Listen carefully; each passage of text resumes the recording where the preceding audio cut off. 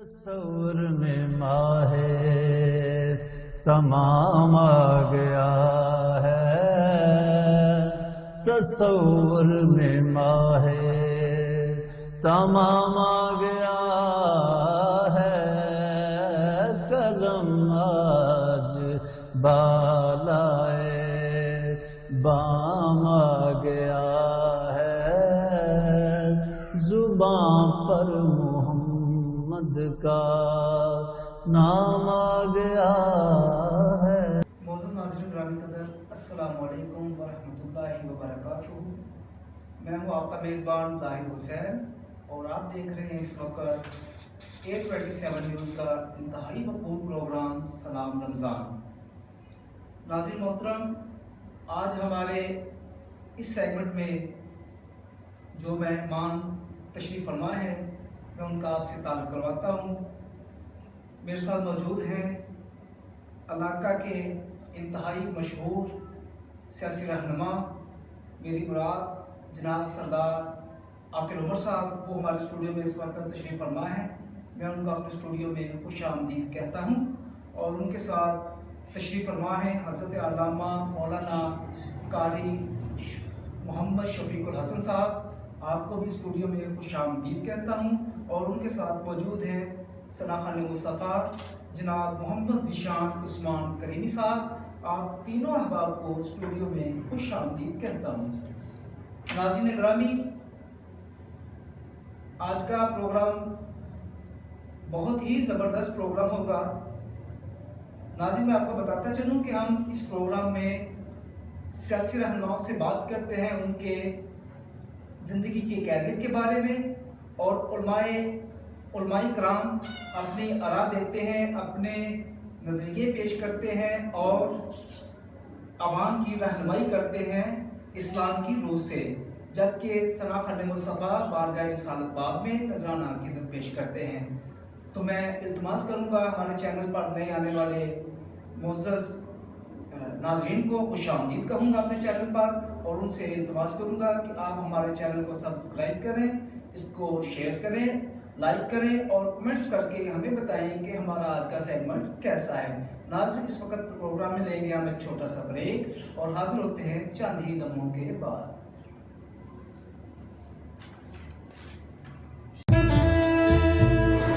سلام رمضان، سلام رمضان، سلام رمضان، سلام رمضان۔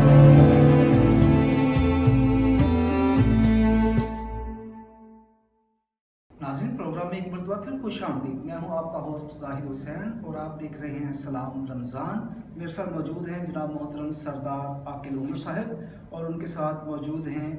حضرت علامہ مولانا قاری شفیق الحسن صاحب، اور ان کا ساتھ دے رہے ہیں جناب محمد ذیشان عثمان کریمی صاحب۔ میں ایک مرتبہ پھر تینوں احباب کا اسٹوڈیو میں تینوں احباب کو خوش آمدید کہتا ہوں۔ ناظرین، اس وقت ہم بات کریں گے ہمارے علاقہ کی جانی پہچانی شخصیت سردار عاقل عمر صاحب سے اور ان سے پوچھیں گے ان کی سیاست کے حوالے سے۔ سر، مجھے بتائیے گا کہ مانگا منڈی اور ضلع لاہور کے لیے آپ کے خاندان کی خدمات انتہائی شاندار ہے۔ سر، مجھے بتائیے گا کہ مستقبل میں آپ کی حلقہ کے لیے کیا پلاننگ ہے؟ بسم اللہ الرحمن الرحیم۔ بہت شکریہ آپ کا اور 827 ٹیم کا مجھے یہاں مدعو کرنے کا، آپ کی بڑی مہربانی ہے۔ آپ نے بڑا اچھا اور بڑا خوبصورت انٹروڈکشن کرایا میرے خاندان کا، جس کا میں بہت مشکور ہوں۔ اور جیسے میرے بزرگوں کا اور پہلے بھی اس حلقے کے لیے اور اس علاقے کے لیے، خاص طور پہ لاہور کے مضافاتی علاقہ جس کو ہم دیہاتی علاقہ کہتے ہیں یا ضلع لاہور کہتے ہیں، اس کے لیے ان کی خدمات رہی ہیں۔ میرے دادا سے شروع ہو کر میرے والد صاحب، میرے بڑے بھائی، پھر میں بھی اس میں کوشش کرتے رہتے ہیں اپنی گائے بگائے۔ تو انشاءاللہ ان کا ایک تو بزرگوں کا نام ہم نے رکھنا ہے، ضرور ہے کہ ان پہ کوئی ایسے برا آنچ یا ہمارے نام یا ہماری وجہ سے کوئی بدنامی نہ آئے، اس لیے کہ ہم نے سارے حلقے کو پتہ ہے کہ یہاں پہ سیاست کی ہے تو خدمت کے ساتھ کی ہے، اور اس میں کبھی پیسوں کا یا اللہ نہ کرے کوئی ایسا کرپشن کا ہم پہ الزام نہیں لگا، اور نہ ہم کوئی ایسا چاہتے ہیں کہ کوئی لگے، کیونکہ آج کل کے زمانے میں یہ بہت زیادہ ایک ٹرینڈ آ گیا ہے کہ اس پہ لوگ کچھ سیاست میں بھی ایسے لوگ آ گئے ہیں، کچھ ایسی دور بن گئے ہیں کہ زیادہ لوگوں کا رجحان اس طرف ہوتا ہے، تو اس کو ایک تو اپنا کہتے ہیں نا کہ کپڑے اور چادر بچا کے اس میں گزارنا ہے ٹائم، اور باقی انشاءاللہ خدمات پہلے بھی رہی ہیں، اور آگے سے میرا تو جو ایک ویژن اپنے حلقے کے لیے یا ہمارے اس علاقے کے لیے ہے کہ اس کی کہ یہاں پہ جو نوجوان ہمارا بچہ ہے جو تعلیم حاصل کر کے آ رہا ہے، اس کی کوئی نہ کوئی جاب اسے ضرور ملے، اس کو کوئی نوکری ملے، اس کا کوئی وسیلہ بنے۔ تو اس سلسلے میں جو سب سے زیادہ ہماری جاب کریٹ ہو سکتی ہیں اور جو زیادہ اچھی طرح بچے ہمارے کر سکتے ہیں، وہ ہے یہ ووکیشنل اسکول، جس میں ان کو کوئی ٹریننگ دی جائے، ہنر مند بچے بن سکے۔ اس میں نے اپنی چھوٹی سی کوشش کی تھی، یا مانگا میں جب میں ناظم تھا تو ہم نے پنجاب ووکیشنل ٹریننگ والوں سے مل کر ایک جگہ ہمارے پاس، میرے والد صاحب نے ایک جگہ لائبریری بنوائی ہوئی تھی ایک زمانے میں جب وہ ضلع ممبر تھے، 17 کنال جگہ پہ، تو اس کو ہم نے کنورٹ کیا تھا، لائبریری کو بھی بیچ میں رکھ کے، وہ جو باقی جگہ اور سارا چھوڑ کے وہ بیچ میں ہم نے پھر یہ ووکیشنل انسٹیٹیوٹ والوں کو دیا، اور انہوں نے ماشاءاللہ وہاں بڑا اچھا وہ چل رہا ہے ہمارا۔ اس میں پھر ہم نے مخیر حضرات کے ساتھ مل کے ہم نے وہاں کوئی 50 سے 60 لاکھ روپے ریز کر کے، میرے خاندان نے بھی اور کچھ ہمارے باہر سے دوست ملنے والے تھے، انہوں نے کنٹریبیوٹ کر کے، تو وہاں ہم نے جو کنسٹرکشن جتنی ہو سکتی تھی رومز کی اور ہالز کی، اس میں بھی ان کے ساتھ ہیلپ کیا۔ تو اب ماشاءاللہ وہاں 10-12 ووکیشنل ٹریننگز چل رہی ہیں، جس میں سلائی کڑھائی لڑکیوں ہماری بچیوں کے لیے، فیمیلز کے لیے ڈریس ڈیزائننگ بھی ہے، اور بچوں کے لیے موٹر سائیکل مکینک سے لے کر ویلڈنگ کا، اور یہ آپ کو میڈیکل جو ہوتے ہیں ٹرینیز، ان کے لیے ہے، جس میں میل اینڈ فیمیل دونوں ہیں، اور اسی طرح ریفریجریشن اور اس طرح کے اور بہت سے زیادہ وہ بچوں کا وہاں پہ ان کو ہنر سکھایا جا رہا ہے۔ تو یہ میرا زیادہ ویژن ہے، اور یہ سب زیادہ تر آپ خوشی ہوگی کہ سب امپلائی ہو جاتے ہیں، ان میں سے 90% امپلائمنٹ کی ہمارے اس پورے علاقے میں جو فیکٹریز ہیں اور یہاں پہ، یا وہ بچے اپنا خود کام کھول لیتے ہیں، اپنا خود کاروبار کر سکتے ہیں۔ تو اسی طرح کا ضرور میرا ویژن ہوگا کہ اس پورے حلقے میں یا اس علاقے میں اس طرح کے اسکولوں کو، اس ووکیشنل ٹریننگ کو ہم زیادہ توجہ سے دیں، اور اس سے یہ فائدہ ہے کہ نہ کہ وہ یہاں سیکھتے ہیں اور یہاں اپنا کام کر سکتے ہیں، نوکری ملتی ہے، بلکہ باہر بہت زیادہ جو ہماری ضرورت ہے لیبر کی، اسکلڈ لیبر جانی چاہیے، جو بیچارے ویسے جاتے ہیں ان کو وہ ویسے وہاں پہ ایکسپلائٹ ہوتے ہیں، ان کو اس طرح تنخواہ نہیں ملتی، اس طرح کچھ نہیں ملتا، لیکن جب وہ سیکھ کے ایک ہنر کے ساتھ جائیں گے اور اسکلڈ جائیں گے تو ان کو وہ بہتر مواقع وہاں ملیں گے، اور اپنی فیملی کے لیے بھی زیادہ سے زیادہ وہ کما کے واپس ہمارے ملک میں لا سکتے ہیں۔ تو یہ میرا بیسک ایک مین آپ سمجھ لیں ایک ضرور ہوگا ایک ویژن۔ مجھے بتائیے گا کہ آپ نے جیسے کہ مجھے بتایا کہ سیاست آپ کو وراثت میں ملی، تو میرا سوال آپ سے یہ ہے کہ کیا آپ اس سیاسی سلسلے کو آگے بڑھائیں گے؟ کیا آپ اپنے بچوں میں سے کسی کو سیاست کے میدان میں اتاریں گے؟ یہ سیاست دیکھیں، یہ بڑا ایک جو اب ایک لفظ ایسا بن گیا ہمارے یہاں سوسائٹی میں کہ سیاست دان ہے تو اس کو پہلے ہی ایک آدمی شک کی نگاہ سے دیکھتا ہے کہ پتہ نہیں یہ کس طرح کا آدمی ہے، یہ کرپٹ ہے، یہ اس نے فلانا کچھ کام کیا ہوگا، فلانا خراب کیا ہوگا۔ اس میں بالکل ہم بھی اس میں ذمہ وار ہیں سیاست دان، لیکن کچھ اور سوسائٹی کے ادارے یا اس طرح کے بھی لوگ ذمہ وار ہیں جنہوں نے اس کو بدنام بھی بہت کر دیا، اور کچھ ہمارے بھی بالکل سیاست دانوں کے بھی ایسے ہیں کہ اس طرح کے لوگ بھی سیاست میں دیکھا دیکھی آ گئے کہ یہ کہ اس میں پتہ نہیں کیا راتوں رات امیر بن جاتے ہیں، اور بنے بھی ہیں، اس میں کئی سچائی بھی ہے، کہیں بہت زیادہ افسانے بھی ہیں، لیکن وہ ہمیں اور آپ کو عوام کو زیادہ سمجھ ہوتی ہے جو اپنے علاقے میں ہوتا ہے، اس کو سب پتہ ہوتا ہے کہ میرا جو یہاں پہ کینڈیڈیٹ ہے یا میرا جو یہاں پہ سیاسی آدمی ہے یا جس کو میں پسند کر رہا ہوں یا میری پارٹی ہے وہ کس طرح کی ہے اور کس طرح کے لوگ، ہمیں سب پتہ ہوتا ہے۔ عوام کو یہ کبھی نہیں اس کو کہنا چاہیے کہ جی فلانا خراب ہے، وہ ہمیشہ اپنے گربان میں بھی ہمیں دیکھنا چاہیے کہ ہم کیسے ہیں اور ہم آگے کس طرح کے، ہم اس لیے کہ آپ کے نمائندے آپ کے بیچ میں سے ہی ہیں۔ یہ جمہوریت کا جو حسن جسے کہتے ہیں یا جو بھی ہے کہ وہ آپ کے بیچ میں سے ہوتے ہیں، وہ کوئی ہندوستان سے یا انگلستان سے کوئی نمائندہ نہیں آتا، وہ آپ کا ہی ہوتا ہے، آپ کے اندر رس بسرا ہوتا ہے، اور وہی آپ کو آگے آپ سمجھتے ہیں کہ یہ میرے لیے بہتر آدمی ہے جو میری وہاں پہ جا کے اسمبلی میں یا جہاں بھی حکومت میں جہاں پہ فرق پڑ سکتا ہے آپ کے ایک عام آدمی کے، غریب آدمی کی زندگی میں، کہ یہ آدمی شاید میرے لیے کچھ کام کر سکے اور بہتر کر سکے۔ تو اس سلسلے میں بالکل اگر دیکھیں، ہمیں بھی میرے والد صاحب نے یا کسی نے کوئی خود نہیں کہا تھا کہ آپ آئیں، وہ ایک بن گیا سلسلہ، ایک بیٹھ آئے اپنے گھر، تو دیکھیں ہمارا یہی ہے، میرے بزرگوں کی قبریں یہی ہیں، ہم بھی یہیں آتے ہیں روز ضرور، رہائش تھوڑی سی لاہور کے شہر کے اندر ہے، لیکن سب کچھ رہنا سہنا جائیداد جو بھی کچھ ہے وہ یہیں پہ ہے، مانگا منڈی۔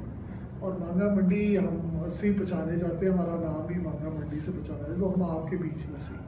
بچوں کو بالکل انشاءاللہ جی تعلیم اچھی دی ہے، کوشش کی ہے کہ ان کو شعور آئے، آگے یہ ان کی یہ مرضی، ہم نے کسی کو ضروری نہیں ہے کہ وہ آنا چاہیں یا نہ آنا چاہیں، یہ ان کی ایسے کہ اب بچے ماشاءاللہ اب وہ تعلیم کا اور معیار ہو گیا ہے، باہر سے بھی ماشاءاللہ پڑھ کے آئے، میرے بچے بھی، میرے بڑے بھائی کے بھی، تو وہ کسی پہ کمپلشن نہیں ہے، نہ ہمارا وہ اس طرح ہے کہ ایک سیاسی گھرانہ چلنا ہے تو جی ضرور چلانا ہے۔ آپ میں سے بڑے جوان بچے یہاں کے بڑے سمجھدار ہیں، ہمارے حلقے کے بڑے اچھے بچے آ رہے ہیں، بڑے جو سمجھدار آ رہے ہیں، وہ بھی ہمارے ہی بچے ہیں، اس پہ کوئی پرابلم نہیں۔ صرف اس پہ ایک چیز ہمیں یاد رکھنی چاہیے کہ ہمارے جو اصل لیڈر جو حضرت قائد اعظم محمد علی جناح صاحب سے بھی کسی نے سوال کیا تھا کہ جی کسی ایک نوجوان نے کہ جی میں سیاست میں آنا چاہتا ہوں تو آپ میرے لیے کیا کہیں گے، تو انہوں نے پہلے اس سے پوچھا کہ آپ کیا کر رہے ہیں، اس نے کہا جی ابھی تو میں بس زندگی میں آیا ہی ہوں پریکٹیکل لائف میں، تو انہوں نے کہا نہیں بیٹے پہلے اپنے کچھ زندگی بناؤ، کچھ ریسورسز بناؤ، کہ اس لیے کہ سیاست ایک اتنا وہ نہیں ہے کہ سستا کام، یا اس میں ضرور اپنی قربانی دینی پڑتی ہے، تن من اور دھن کی بھی، تو اس میں بس یہ سب کے لیے میری طرف سے بھی یہی ہوگا کہ جو بچہ یا جو ہمارے میں سے بھی علاقے میں سے جو بھی آنا چاہے، پہلے تو وہ اپنی زندگی کا بنائے، اپنے خاندان کا خیال کرے، سب کچھ کر لے، پھر کچھ بن جائے، پھر سیاست میں آنے کی ضرور سوچے، اور بالکل خدمت کے ساتھ سوچ کے آئے، یہ نہ سوچے کہ میں نے پیسے بنانے اور میں نے یہ اس طرح کی چیزیں کرنی ہیں، وہ تھوڑی دیر کے لیے شاید اس کو لیے کامیابی آ جائے، لیکن وہ ایک لانگ ٹرم نہیں ہوتی۔ اور اسی طرح جس طرح خاندان یا نام بن جاتے ہیں، اسی طرح یہ پھر وہ ایک چلتا ہے سلسلہ کہ یہ اس اچھے خاندان کا بچہ، اس نے اتنا کام کیا تھا، اب اس کے ساتھ جڑ کے کوئی اور کرنا چاہتا ہے۔ تو میں یہ نہیں کہوں گا کہ وراثت، ایک زمانہ ضرور تھا وراثت والا، یہ پرانے زمانے تھے، وہ ایک ذمہ دار گھرانہ تھا، وہ پہلے انہیں کی زیادہ سیاست چلتی تھی کہ ایک گھرانے کے بعد دوسرے اس کے بچے آ جاتے تھے، اب دنیا بدل گئی ہے، چینج ہے، اب تو بالکل چاہیے کہ ہر نوجوان کو لے کے اپنے آپ کو سیٹل کر کے اور ایک سوچ سمجھ کے آئے، اس میں کہ خدمت کے ساتھ آنا،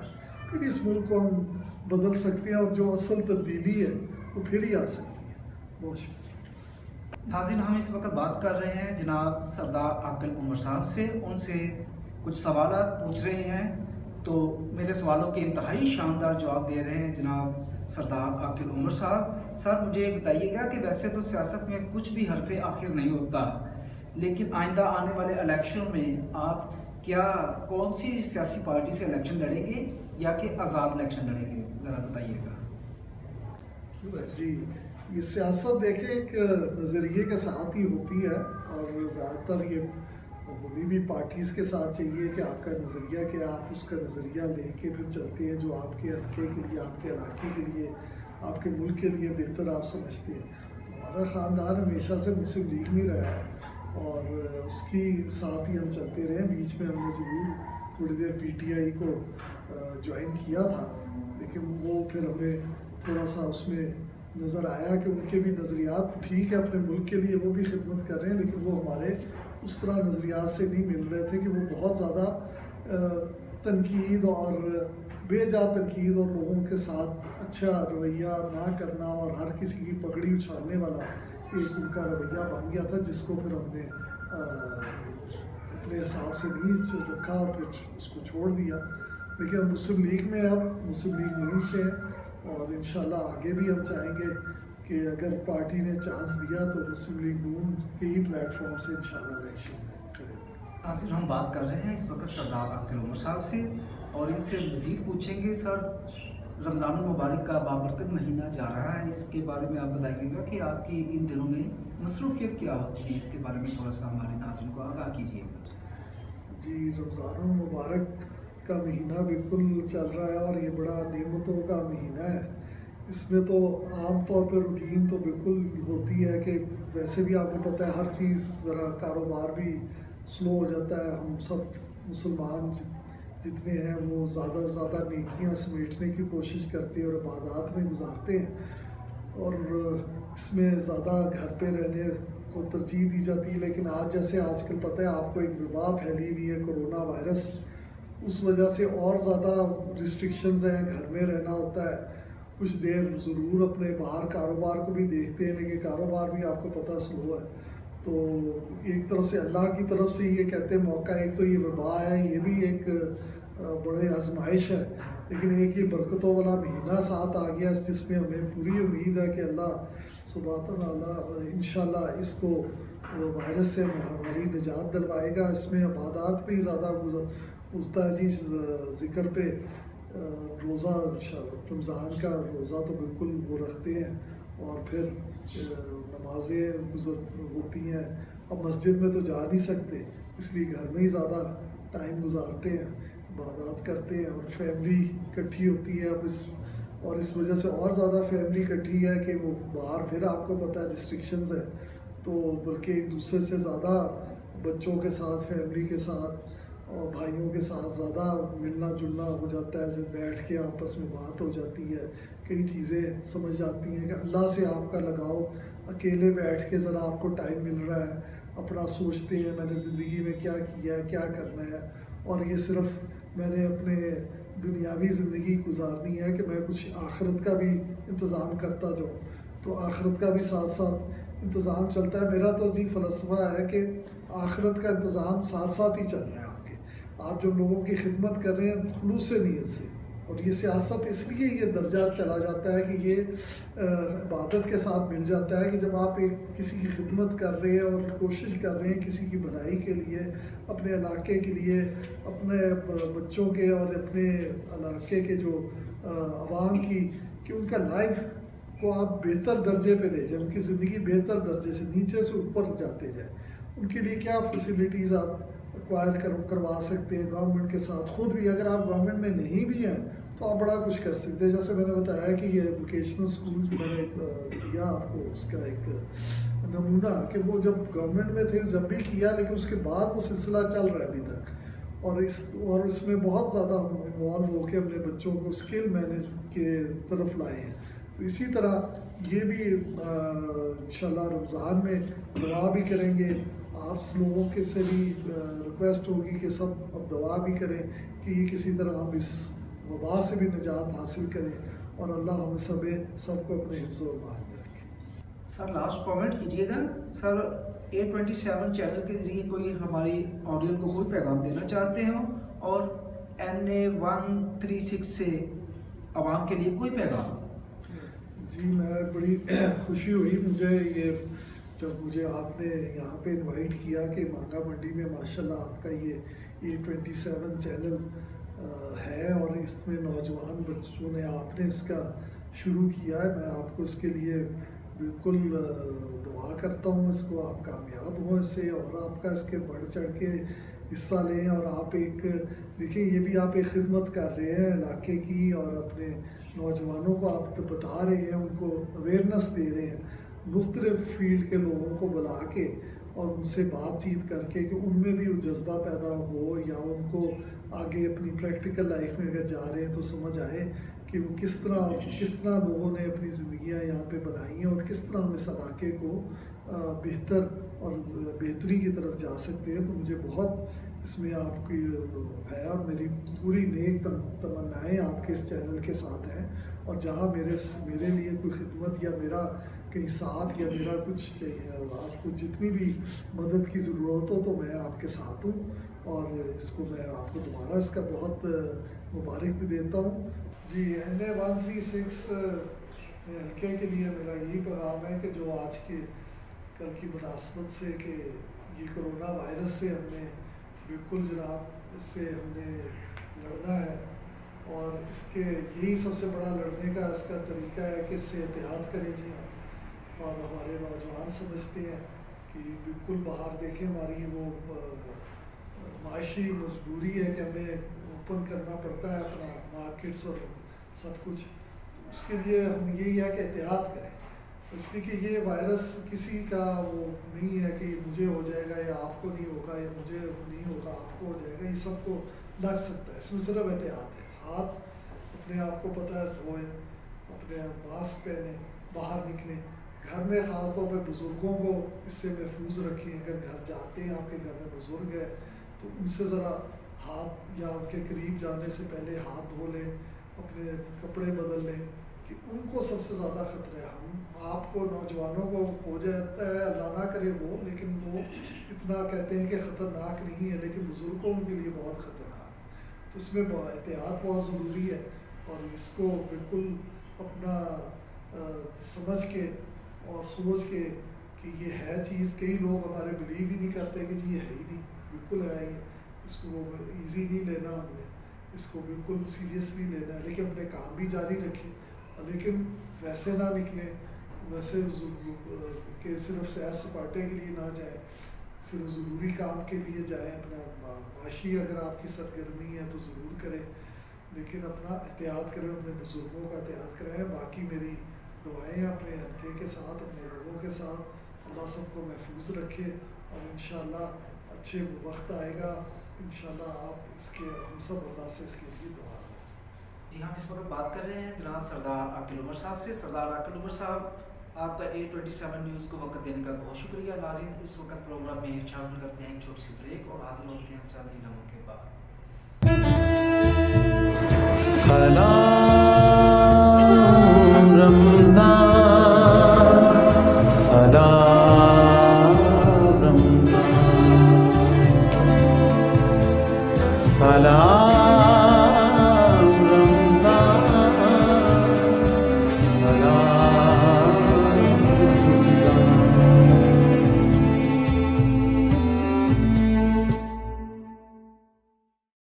ناظرین ویلکم آفٹر دا بریک۔ میرے ساتھ اسٹوڈیو میں موجود ہیں اس وقت سردار عاقل عمر صاحب، اور ان کے ساتھ موجود ہیں قاری شفیق الحسن صاحب، اور ان کے ساتھ موجود ہیں محمد ذیشان عثمان کریمی صاحب۔ ناظرین اس وقت پروگرام میں نعت رسول مقبول صلی اللہ علیہ وآلہ وسلم کا وقت ہوا چاہتا ہے، تو میں اپنے ایوان سے دعوت دوں گا انتہائی خوبصورت آواز جناب محمد ذیشان عثمان کریمی صاحب سے۔ آپ سے التماس کروں گا کہ بارگاہ رسالت آپ کے حضور نذرانہ عقیدت پیش کریں۔ محبت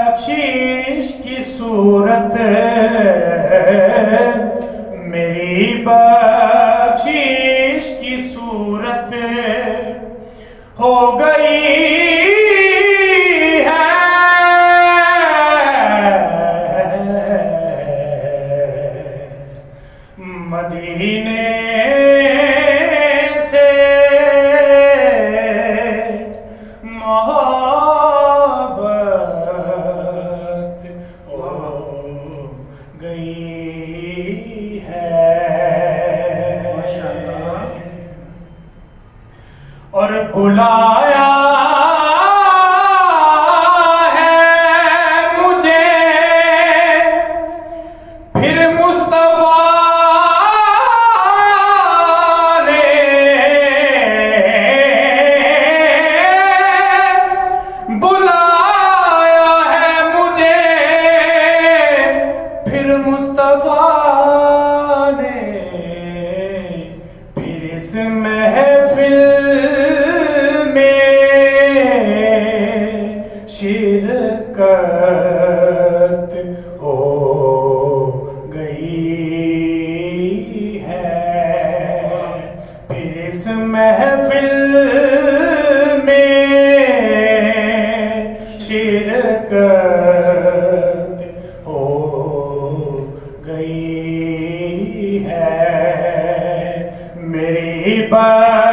بخشش کی صورت ہو گئی ہے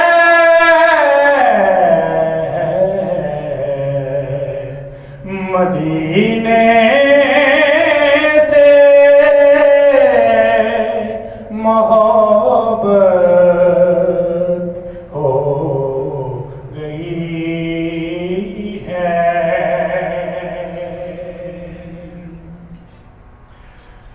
میں ان کی نعت پڑھ کر یہ سوچتا ہوں میں ان کی نعت پڑھ کر یہ سوچتا ہوں کہ تکمیل عبادت ہو گئی ہے کہ تکمیل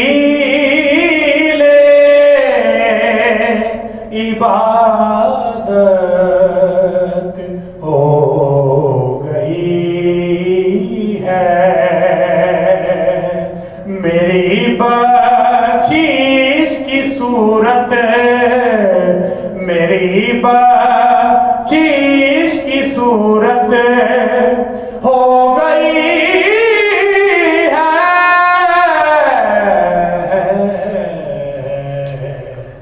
مدینے سے محبت ہو گئی ہے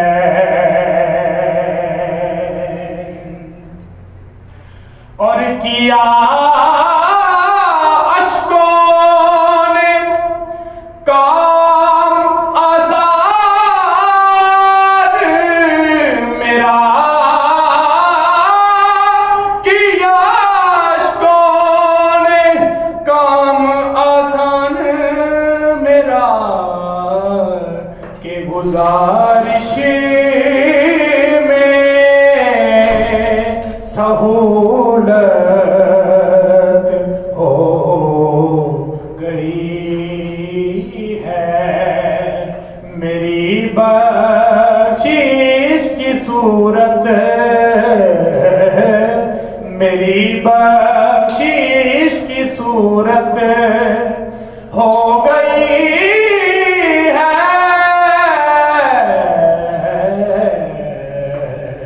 مدینے سے محبت ہو گئی ہے سبحان اللہ، ماشاءاللہ، بہت ہی خوبصورت کلام جناب محمد ذیشان عثمان کریمی صاحب جو کہ بارگاہ رسالت مآب کے حضور نذرانہ کے پیش کر رہے تھے۔ ناظرین، اب ہم بات کریں گے حضرت علامہ مولانا قاری شفیق الحسن صاحب سے اور ان سے پوچھیں گے فلسفہ رمضان کیا ہے۔ تو میں اپنے ایوان سے ملتمس ہوں حضرت علامہ مولانا قاری شفیق الحسن صاحب سے۔ ناظرین، پروگرام میں ایک مرتبہ خوش آمدید۔ ناظرین، اب آپ بات کریں گے حضرت علامہ مولانا قاری شفیق الحسن صاحب سے جو کہ محترم ہیں جامعہ ناصر العلوم مانا منڈی. ہم ان سے بات کریں گے, پوچھنے کی کوشش کریں گے, رہنمائی حاصل کریں گے. سر مجھے بتائیے گا کہ فلسفہ رمضان یہ بیسیکلی کیا ہے, اس کے بارے میں ذرا ہماری آڈینس کو آگاہ کیجیے. بسم الله الرحمن الرحيم نحمده ونصلي على رسوله الكريم أما بعد أعوذ بالله من الشيطان الرجيم بسم الله الرحمن الرحيم شهر رمضان الذي أنزل فيه القرآن صدق الله العظيم. جیسا کہ سوال کیا گیا ہے کہ رمضان کیا ہے, فلسفہ اس کا کیا ہے,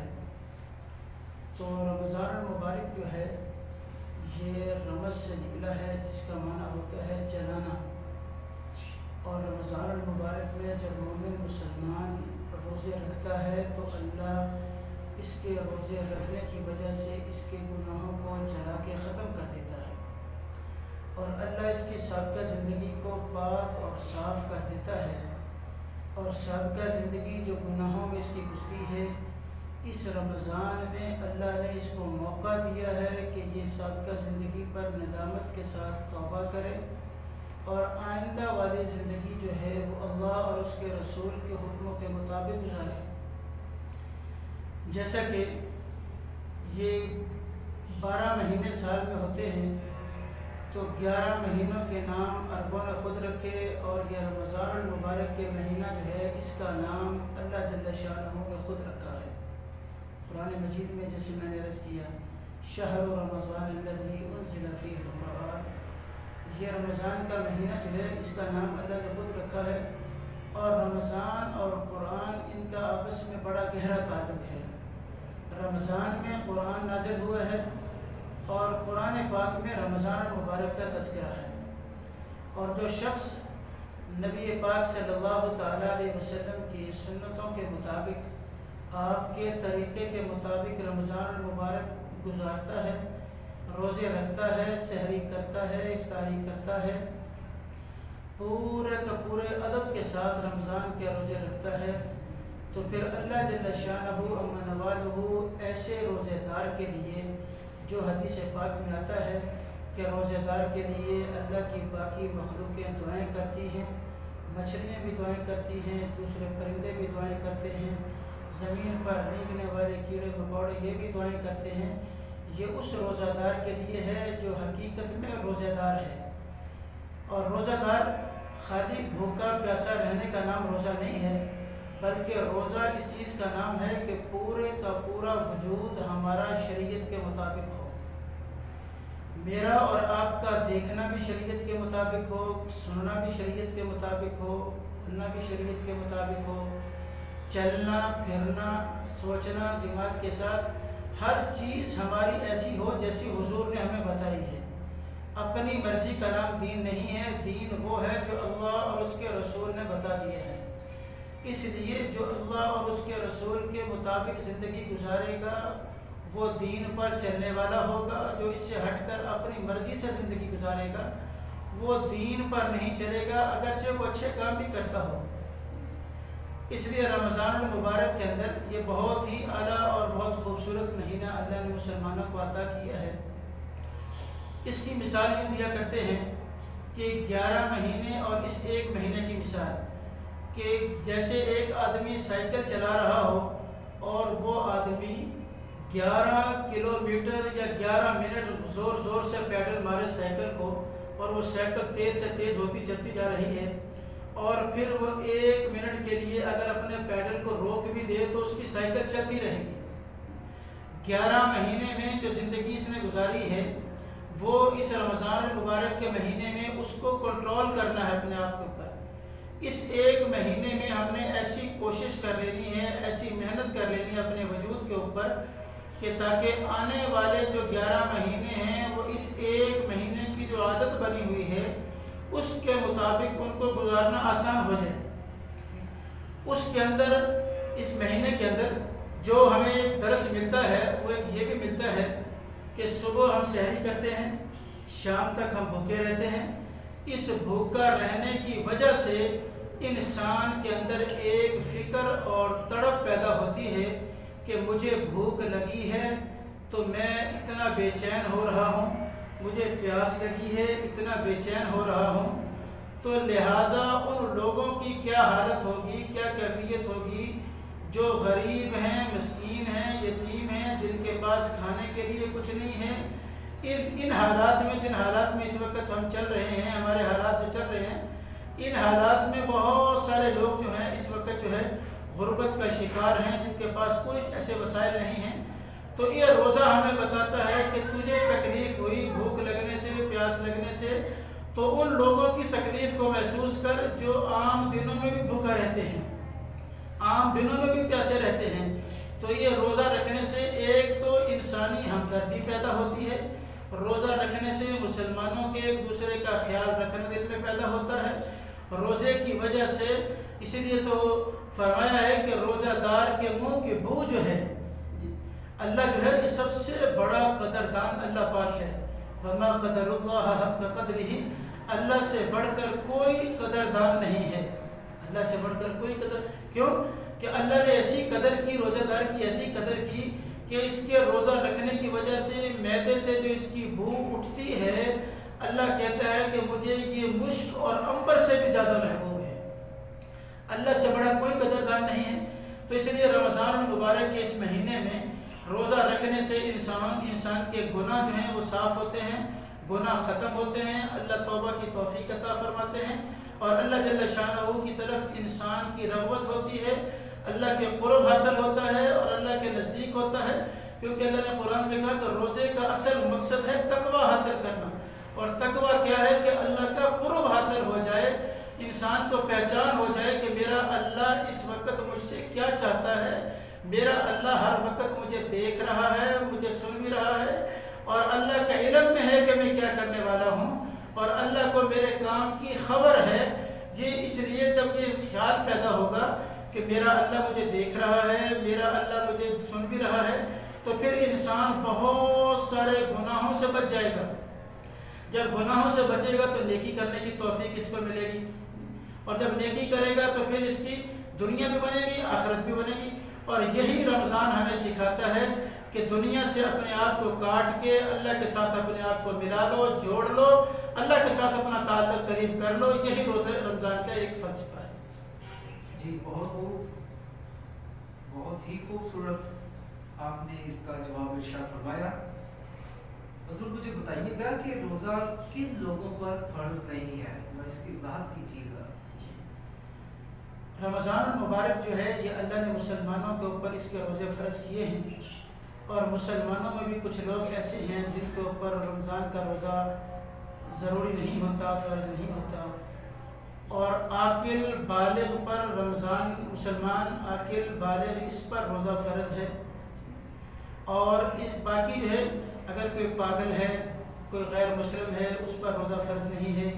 اگر کوئی مسافر ہے تو اس کو بھی اجازت ہے, اگر وہ نہیں رکھ سکتا رکھ لے تو بہت اچھا ہے, بہتر ہے. اگر اس کو سفر میں کوئی تکلیف, کوئی مشقت ہوتی ہے تو اس کے اندر مسافر کے لیے بھی اجازت ہے کہ وہ روزہ چھوڑ سکتا ہے, بعد میں اس کو پورا کرے. اور جو مریض ہے اس کے لیے بھی اجازت ہے کہ اس کا مرض ایسا ہے تو اگر وہ روزہ رکھتا ہے تو اس کی جان کو خطرہ ہو سکتا ہے,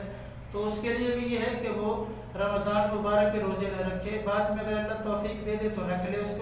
اس کو بھی روزہ چھوڑنے کی اجازت ہے. اور رمضان المبارک کے روزے جو ہیں یہ تو بہت ہی مقدس چیز ہے انسان کے لیے کہ اللہ کا ایک حکم ہے. نبی پاک صلی اللہ تعالیٰ علیہ وسلم نے اس کا طریقہ بتایا ہے, صحابہ کرام کے ذریعے سے تبع تابعین, اولیاء اللہ, بزرگان دین, یہ پورا شریعت کا ایک اصول ہے. شریعت کے اندر ایک حکم ہے روزہ رکھنا, شریعت کا ایک حکم ہے روزہ رکھنا. اس لیے روزہ عاقل بالغ مسلمان پر جو ہے یہ فرض ہے. اور باقی جو ہے بیماری کی حالت میں, سفر کی حالت میں ان کو چھوڑنے کی بھی اجازت ہے. اور باقی پاگل ہے, یا مطلب ہے کہ جیسے عورتوں کے اندر ہوتا ہے ماہواری کے مسائل ہوتے ہیں, یا بچے کی پیدائش کے بعد کوئی معاملات ہوتے ہیں, ان کے لیے بھی رخصت ہے اس کی, وہ بھی روزے نہ رکھیں اور بعد میں روزوں کی قضا کریں. جی بہت خوب. قبلہ محترم مجھے بتائیے گا کہ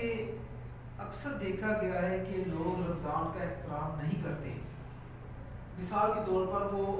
سر عام وہ کھانے پینے کی اشیاء وہ نہیں جھجکتے نہیں دیکھتے وہ کھا رہے ہوتے. ان کے بارے میں کیا شریعت حکم دیتی ہے اس کے بارے میں شاید؟ بڑا اچھا سوال کیا آپ نے جی کہ رمضان المبارک جو ہے اس کے اندر ادب اور احترام، جیسے میں نے پہلے بھی عرض کیا کہ ادب جو ہے یہ بڑی چیز ہے. اور رمضان المبارک کے روزوں کا ادب ہم نے تو اپنے بڑوں سے اب تک یہ سنتے آئے ہیں اور دیکھا بھی ہے کہ روزہ دار کے سامنے بیٹھ کر نہ کھاؤ. روزہ دار جو ہے وہ اگر بیٹھا ہوا ہے تو اس کے سامنے ایسا تذکرہ بھی نہ کرو. اور شریعت بھی یہی حکم دیتی ہے کہ ایسا نہ کرو، روزہ دار کے سامنے جو ہے بیٹھ کر شریعام نہ کھایا جائے. اور روزہ دار جو ہے وہ اگر اس کے سامنے ایسا بندہ بیٹھا ہے تو اس کو بڑے پیار سے محبت سے اس کو اس چیز کے سے آگاہ کر دے کہ بھائی میرا روزہ ہے، تو ذرا سائڈ پہ ہو جا. اور چونکہ رمضان المبارک کا ادب کرنا یہ انتہائی ضروری ہے، شریعت کا ایک حصہ ہے. چونکہ رمضان المبارک چونکہ جیسے ہی یہ مقدس مہینہ ہے، کیونکہ رمضان جو ہے یہ اللہ کا مہمان مہینہ ہے اور ہم اپنے مہمان کا ادب اور احترام بڑے اچھے طریقے سے کرتے ہیں. تو رمضان المبارک چونکہ اللہ کا مہمان مہینہ ہے تو اپنے مہمان سے بڑھ کر اللہ کے مہمان کو جو ہے فوقیت دینی چاہیے کہ یہ اللہ کا مہمان مہینہ ہے، اس کا بھی اسی طرح ادب اور احترام کیا جائے. اور ادب اور احترام جو ہے یہ انسان کے پورے وجود سے ہونا چاہیے. ادب اور احترام پورے وجود سے ہونا چاہیے کہ میں اپنی آنکھوں کی بھی حفاظت کروں، اپنی زبان کی بھی حفاظت کروں، اپنے کانوں کی بھی حفاظت کروں، میں اپنے ہاتھوں کی بھی حفاظت کروں، پاؤں کی بھی حفاظت کروں، دل و دماغ بھی اچھا رہے. ساری چیزیں میری پورے کی پورے رمضان المبارک کے ادب اور احترام میں لگی ہوں، پھر تو اس کے لیے کامیابی ہے. اگر اس نے بے ادبی کی، ادھر سے روزہ رکھا اور اس نے جناب بد نگاہی شروع کر دی، روزہ رکھا گانے سنتا رہا، روزہ رکھا جھوٹ بولتا رہا، کسی کو گالی دیتا رہا، تو ایسے روزے کا اس کو فائدہ نہیں ہوگا بلکہ الٹا نقصان ہوگا. اس کے لیے پکڑ کا ذریعہ بنے گا. یہ ادب اور احترام یہی ہے کہ ادب اور احترام کہ رمضان مبارک کا پورا خیال رکھتے ہوئے، آنکھوں کا پورے وجود کا خیال رکھتے ہوئے پورے وجود کا روزہ ہونا چاہیے، نہ کہ پورے وجود سے ہٹ کر کچھ ہم ایسی لغویات میں پھنس جائیں. جیسے عام طور پر دیکھا جاتا ہے کہ 2-3 دوست بیٹھ جاتے ہیں، چلو جی وقت گزاریں، وقت پاس کریں. اب وہ 2-3 لوگ بیٹھے اور انہوں نے باتیں شروع کی اور باتوں میں کسی کی غیبت شروع کر دی اور غیبت میں یہاں تک پہنچ گئے کہ غیبت ایک بہت بڑا جرم ہے اور پھر روزے کی حالت میں کیا جائے تو اتنا بڑا جرم ہے، اور روزے کی حالت میں اس کو کیا جائے تو پھر اس کا تو اور زیادہ جرم بڑھ جاتا ہے اس کا. اس لیے اپنے اوقات کو اللہ اور اس کے رسول کی بتائے ہوئے طریقوں کے مطابق گزاریں. ذکر و اذکار میں، درود شریف میں، قرآن کی تلاوت میں، نوافل میں. یہ ایک اللہ نے موقع دیا ہے کہ اس مہینے میں ہم اپنے آپ کو نیک بنا کر اپنی سابقہ زندگی کو بدل کر آئندہ آنے والی زندگی ہماری مختلف ہو جائے. رمضان کے بعد جب ہم آئیں، دنیا کے اندر لوگوں کے سامنے آئیں تو ہمارے اندر ایک تبدیلی آ چکی ہو. جی ناظرین، دیکھا آپ نے بہت ہی عمدہ اور بہت ہی معیاری گفتگو جناب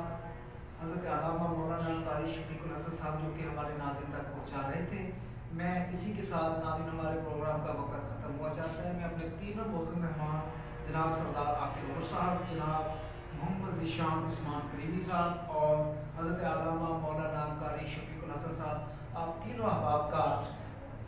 اسٹوڈیو میں آپ تشریف لائے، آپ کا شکریہ ادا کرتا ہوں. اور ناظرین، اس پروگرام میں اختصار کے ساتھ اس شعر کے ساتھ اپنے پروگرام کا وقت آپ سے اجازت لیتا ہوں کہ کی محمد سے وفا تو نے تو ہم تیرے ہیں، یہ جہاں چیز ہے کیا لوہ قلم تیرے ہیں. ناظرین، کل آپ سے پروگرام میں دوبارہ ملاقات ہوگی. کل تک کے لیے اپنے میزبان ظاہر حسین کو اجازت دیجیے. اللہ حافظ. السلام علیکم ورحمۃ اللہ وبرکاتہ.